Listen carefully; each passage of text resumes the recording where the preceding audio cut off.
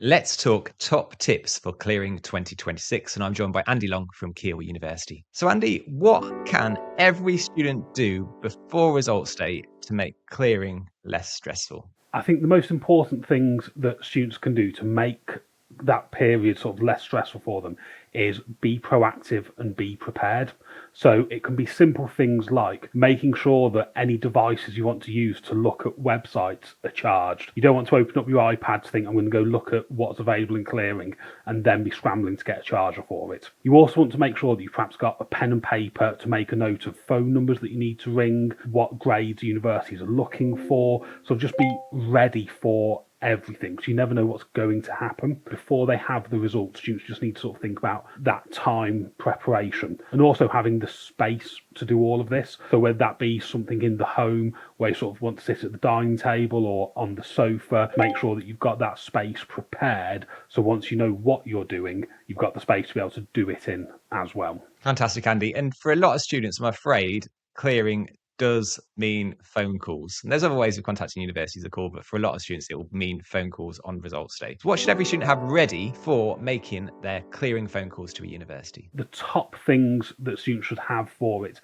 is some of the basics. Trying to make sure they've got their UCAS ID number, because when they speak to universities may ask for that information. They need to make sure that they clearly know and understand what their grades are, how they work. Is it a individual BTEC and 2 A levels? Is it 2 BTECs and an A level? Because universities will want to know the individual qualifications that a student have, and also to make sure they also have access to their GCSE certificates as well, in particular English and math. They're the common ones that universities will ask for, and it may be a couple of years since students have done those, so making sure they can remember what grades they got and possibly having a copy of the transcripts ready for a university if they want to see it as well. Fantastic. Andy, I know you're super experienced. You work at Keele now, but Keele is not the only university you've worked at. So you've seen this from many sides. So how can students maximise their chance of getting an offer for clearing from a university?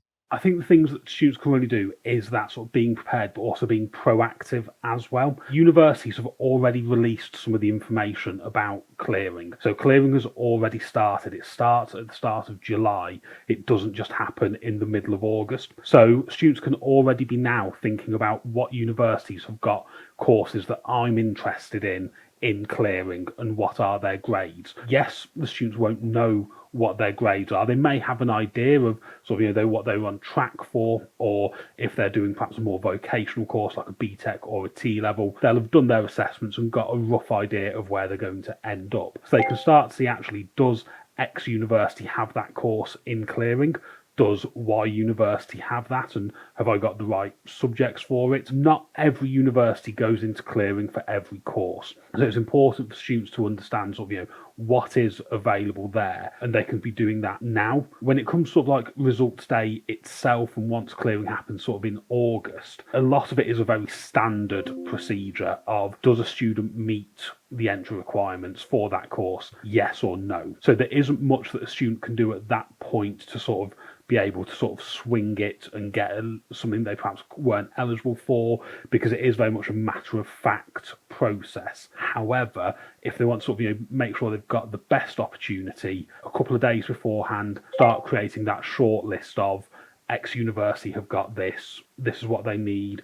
If things have gone to plan, I might be around that. I can ring them straight away as for their option as well. Fab. And I suppose, Andy, it might be the best research you'll never need, and it's so important that you go ahead and make them. So let's turn things on its head a little bit and talk mistakes. What is the biggest mistake that a student can make as part of results day in clearing? And then crucially, Andy, how can they then avoid it? In all my years of doing this, the biggest mistake I hear from students and from sort of like the challenges that we face is being not clear with information. A lot of people don't like making phone calls. We know that, but we have to speak to people for this. When you're on the phone to someone, the top tip is to say B for Bravo, D for Delta, because the amount of times I've heard students say, I've got these grades, and it's been inputted wrong, and the student thinks they've got in, and then somebody has to contact them to say, you haven't. Those little mistakes like that can really impact on students massively, and it also means that they then perhaps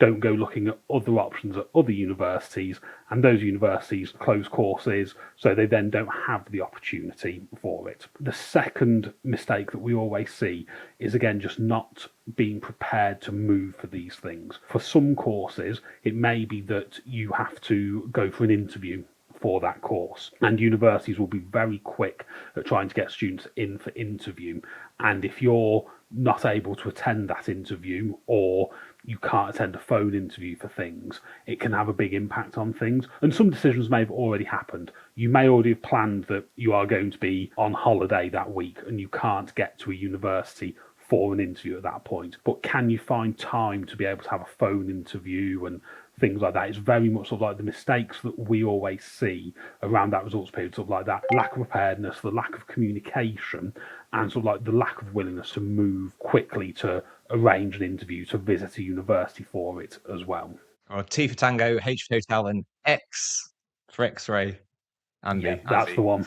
If people didn't hear you answer the first part of it, they are now thinking, what is he talking about? So you're joining us today from Keele University. How can people that are watching this find out more about opportunities through clearing 2026 with Keele Uni? So our website, www.keele.ac.uk/clearing, is the best location for everything. On there, we have got some useful tips, some videos from some students who have gone through the clearing process and are at Keele. And we've also got some really nice, specially designed vacancy pages that students can filter based on sort of what subjects they're interested in, if they're looking for entry into year one or foundation year as well. Our website for all of that is the best opportunity and the best place to have a look around for everything we offer. Brilliant, Andy. Thank you. That was Andy Long joining us from Keele University. Thank you.